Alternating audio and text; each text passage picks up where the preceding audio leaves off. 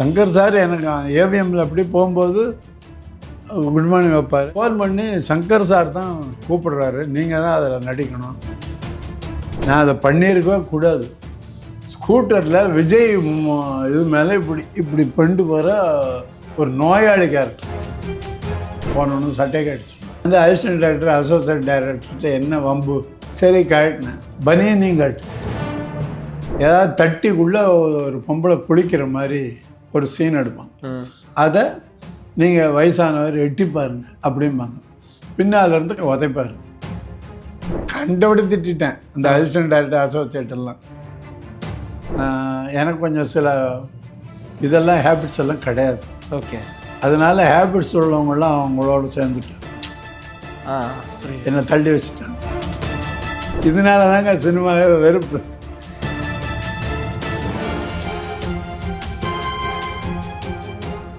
குழந்தைங்களுக்கு சொத்து சுகம் சேர்க்கறத விட முக்கியம் நல்ல அறிவும் ஆற்றலும் கொடுக்கறது தான். 4 to 14 years கிட்ஸ்க்கான ஸ்கில் டெவலப்மெண்ட் ப்ரோக்ராம் தான் Brain O Brain. Always one step ahead. For traditional, latest and modern jewelry, visit Jill Mill Fashion Jewelry at T Nagar, Chennai. வணக்கம், நீங்கள் பார்த்துட்டு இருக்கிறது டேக் ஒன் தமிழ். நான் உங்கள் விஜய் பிராணேஷ். இன்றைக்கி என் கூட இருக்கிற ஒரு சிறப்பு விருந்தினர் யார் அப்படின்னா கலைமாமணி கோவை அனுராதா சார் தான் இருக்கார்.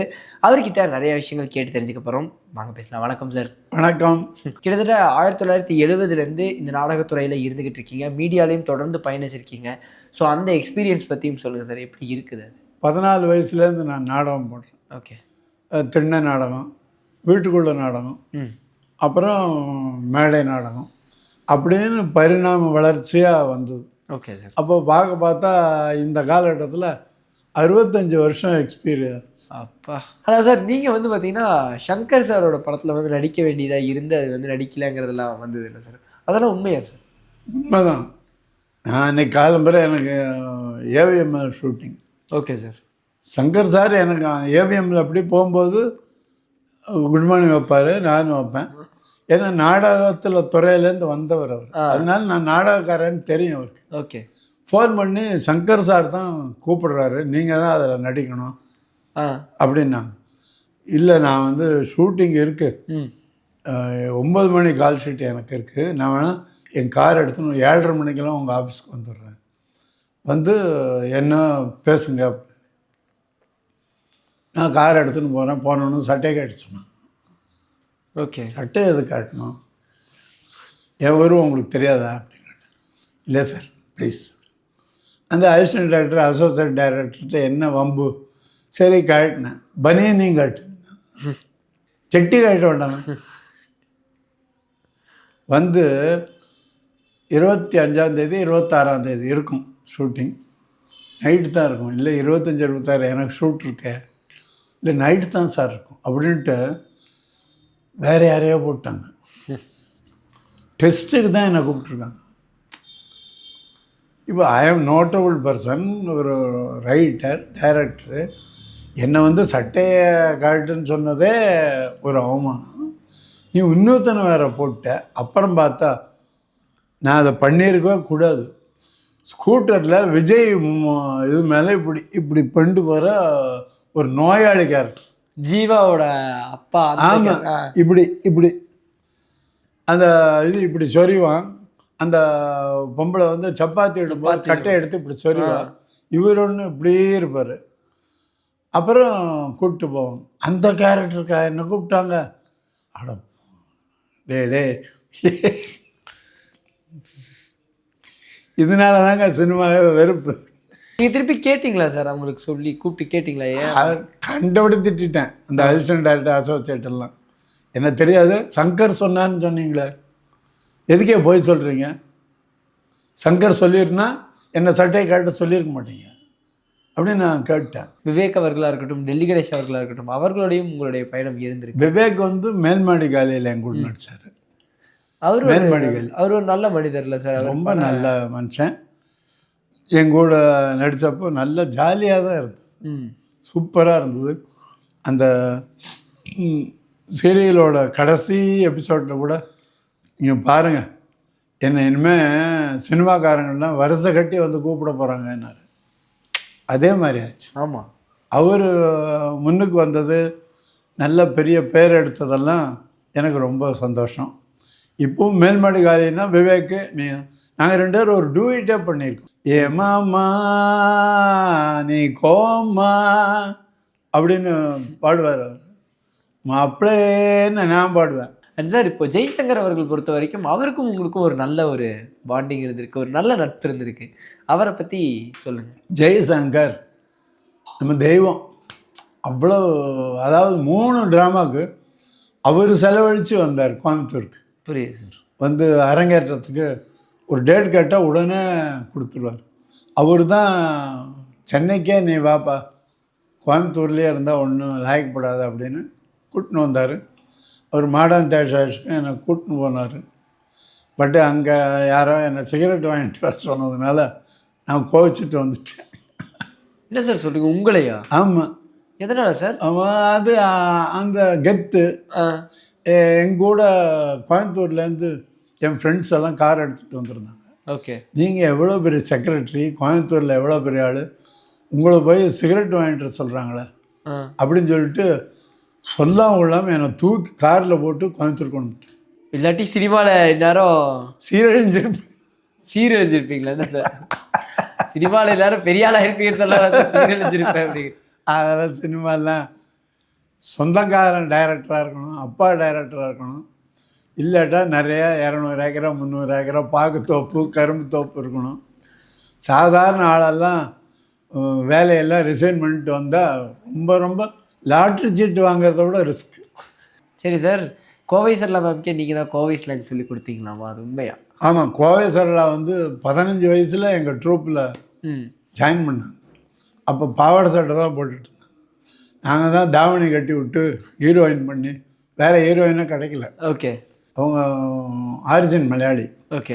கோவை பாஷை நல்லா சொல்லி கொடுத்து ஊட்டி மதுரை எல்லா ஊர்லேயும் போய் சரளாவும் ட்ராமா போட்டிருக்கோம். ஊட்டி எல்லாம் போய் போட்டிருக்கோம்.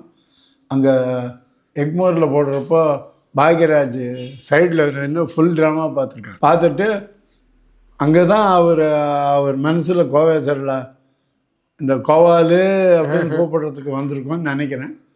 ஆனால் அந்த ட்ராமாவை பார்த்துட்டு உள்ளே வந்து ஒரு கலைஞனை பாராட்டணும்னு தோணுது. அவரும் எங்கள் ஊர் பக்கம்தான், கோபிச்செட்டிப்பாளையம் பக்கம்தான். Okay sir. நீ நல்லா ட்ராமா போட்டீங்க அப்படின்னு ஒரு நானாக இருந்தால் போய் பாராட்டுவேன். யார் பண்ணாலும் பாராட்டுவேன். அவருக்கு என்னவோ மனசு இல்லை, அவ்வளோதான். அவருக்கு மனசு இல்லை.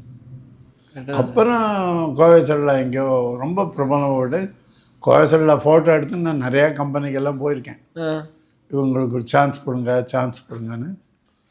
இங்கே இருந்து கூட கோயம்புத்தூருக்கு வந்து ட்ராமா போட்டிருக்காங்க. எங்கள் கூட வந்து ஈரோடு சேலம் எல்லாம் வந்திருக்காங்க. இப்போ நல்ல நிலைமையில் வந்திருக்காங்க. கோவை சரளா திறமையான ஆர்டிஸ்ட்டு. அவங்க நல்ல நிலைமையில் வந்தது எனக்கு ரொம்ப சந்தோஷம். ஆனால் எந்த காரணத்தை முன்னிட்டும் ஒரு சான்ஸ் வாங்கி கொடுன்னு நான் கேட்டதில்லை. ஓகே. நார்மலாக நம்ம ஃப்ரெண்ட்ஸுக்கிட்ட கேட்போம்ல சார், ஃப்ரெண்ட்ஸ் எல்லாம் கேட்போம். கோவை சரளா சான்ஸ் வாங்கி கொடுப்பாங்க. என்ன மாதிரி சான்ஸ் கொடுப்பாங்கன்னா, அப்போல்லாம் ஃபேமஸ் வந்து கவுண்டமணி செந்தில் தான். ஏதாவது தட்டிக்குள்ளே ஒரு பொம்பளை குளிக்கிற மாதிரி ஒரு சீன் எடுப்பாங்க. அதை நீங்கள் வயசானவர் எட்டி பாருங்க அப்படிம்பாங்க.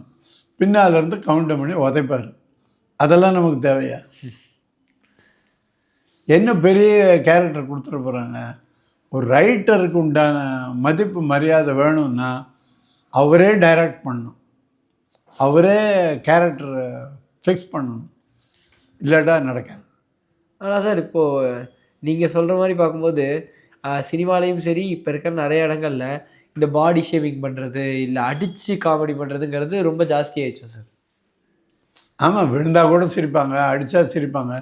ஜனங்களுக்கு அது இது தானே, சிரிக்கத்தானே வேணும். எப்படி இருந்தானே அடித்தானே, அடி வாங்குற ஒரு செந்தில் மாதிரி ஒரு நல்ல ஆள் பார்க்க முடியாது. நீங்கள் புரியுது. செந்தில் அவ்வளோ நல்லவர். ஆமாம், ஒரு நாள் செந்தில் வீட்டில் நிறையா அப்போல்லாம் போய் பேசுவேன் செந்தில் கூட. ராணி வார விழா 25வது ஆண்டு, இப்போ பொன் விழாவே வந்திருக்கும். அப்போ வந்தாங்க, அப்போ மெய்யப்பன் எல்லாம் வந்தாங்க. என்னையும் தெரியும் அவங்களுக்கு, ஏன்னா அப்போவே ட்ராமா நல்லா பண்ணிட்டு இருந்தோம். செந்திலையும் சரளாவையும் ஜோடி போட்டு மியூசிக் அகாடமியில் ஒரு ட்ராமா பண்ணணும் அப்படின்னு. இல்லை நான் காரைக்குடி ஒரு ஷூட்டிங் போகிறேன், அந்த டேட்டுக்கு வர முடியாது, ஒன்று பண்ணுங்க, உட்காண்டிருக்காரு கோவை அனுராதா, அவர் என்னை விட நல்லா நடிப்பார். இப்படி யாராவது சொல்லுவாங்களா? யாரும் சொல்ல மாட்டாங்க. யாரும் சொல்ல மாட்டாங்க. சரளாவும் அவன் ஜோடி போட்டு நடிங்க அப்படின்னா அதே மாதிரி ஃபென்டாஸ்டிக்காக ஒரு ட்ராமா நாங்கள் போட்டோம். வாழ்க்கை சீரியலும் நீங்கள் வந்து பண்ணியிருந்தீங்க. வாழ்க்கை வந்து நடித்தது அதான். ஆமாம், நடிச்சிருந்தீங்க. பானுப்பிரியா அவங்களோட வந்து ஆமாம். பானுப்பிரியா ஒரு அருமையான ஆர்டிஸ்ட்டு. ஒரு ஷார்ட்டில் காலை பிடிக்கணும். ஓகே. காலை அப்பா காலை அமுத்துற மாதிரி அவங்க மானிட்டர்லேயே காலை அமுத்துறாங்க. என்ன மேடம் ஷார்ட்டில் அமுத்தினா போகிறாதுன்னா, இல்லை நீங்கள் அப்பா மாதிரி அப்படின்னு அப்பாவும் பொண்ணுமாவே அந்த வாழ்க்கை சீரியல் மொத்தமாக வாழ்ந்தோம். ஆனால் சார் இப்போது நடுவில் நீங்கள் சீரியல்லையுமே ஒரு கேப் விட்டுட்டீங்க. அது எதனால் சார் அந்த ஒரு கேப் வந்து வேண்டாம் அப்படிங்கிறது விட்டது காரணம் என்ன சார்? இல்லை நான் வேண்டான்னு விடலை. நான் பண்ணின்றதெல்லாம் வீக்லி. என்ன ப்ரொடியூசர் வந்து அடுத்த இது பண்ண சொல்லலை. ஓகே. எனக்கு கொஞ்சம் சில இதெல்லாம் ஹேபிட்ஸ் எல்லாம் கிடையாது. ஓகே. அதனால ஹேபிட்ஸ் உள்ளவங்களாம் அவங்களோட சேர்ந்துட்டாங்க, என்னை தள்ளி வச்சுட்டாங்க. அது வந்து மெகா சீரியல் எனக்கு சான்ஸ் கொடுக்கல அவங்க. புரியுது. பட் என்னோட வீக்லியில் வந்த லாபமெல்லாம் அவங்களுக்கு வரல. ஏன்னா நான் வந்து 13 வீடு ஷூட் பண்ணியிருக்கேன். 13 வீடும் எந்த விதமான ரெண்ட்டும் கொடுக்கல. உங்கள் வீட்டுக்கு வந்து உங்கள் வீட பேசுவேன், ரெண்டெல்லாம் வேண்டாம், நீங்கள் ஒரு சீனில் வந்துடுங்கன்னு சொல்லி ஒரு சீன் க்ரியேட் பண்ணி போட்டுருவேன். நீங்கள் 10 பேர்கிட்ட சொல்லுவீங்க நான் நடிச்சிருக்கேன். நீங்களே எனக்கு டீ போட்டு வந்துடுவீங்க என்டையர் டீமுக்கு. டீ செலவும் கம்மி. அந்த மாதிரி தான் பட்ஜெட் டைரக்டராக இருக்கு. பட்ஜெட் டைரக்டர்னா படு பட்ஜெட் டைரக்டர். முன்னாடி சீரியல்னு வரும்போது இந்த ஃபன்னான சீரியல், ஆமாம், ஜாலியாக என்டர்டெயின், ஜாலியாக, அதாவது நேச்சுரலாக வீட்டில் நடக்கிறத காமிப்பான். ஆமாம். சும்மா ஒரு கவர் ஷாட் எடுக்க வேண்டியது, ஆஃப் சர்க்கிளில் எல்லோரும் நிற்க வச்சுக்க வேண்டியது, அப்புறம் ஒவ்வொருத்தரையா ரியாக்ஷன் கொடுக்க வேண்டியது. ஏங்க இப்போ நம்ம பேசுகிறோம், இவர் ரியாக்ஷன் கொடுப்பார், நீங்களும் ரியாக்ஷன் கொடுப்பாங்க, தனித்தனியாக ரியாக்ஷன் கொடுக்குறோம். ஏதோ 2 கேரக்டர் பேசுனா தனியாக ரியாக்ஷன் கொடுக்கணும். 10 கேரக்டருக்குமா கொடுத்து ஒரு எபிசோடு ரியாக்ஷன்லேயே படுது. அப்புறம் வீடுன்னு காமிச்சாங்கன்னா வீட்டுக்குள்ளே எங்கேயுமே போக மாட்டாங்க, எல்லாரும் இந்த ஹால்லேயே நிற்பாங்க, உள்ளுக்குள்ளேயே போக மாட்டாங்க. ஒரு பெட்ரூம் காமிக்கிறது, ஒரு கிச்சன் காமிக்கிறது, ஒரு பழக்கடை காமிக்கிறது, ஒரு துவைக்கிறது, எதுவுமே இருக்காது. வேலை செய்கிறோமா அவங்க எந்த ஆஃபீஸுக்கு போகிறான்னு தெரியாது. ஆனால் கெடுப்பான், கெடுக்கிறது மட்டும் கரெக்டாக இருக்கும். என்ன பண்ணுறது, அவங்களுக்கு சொல்லி குத்தம் இல்லை.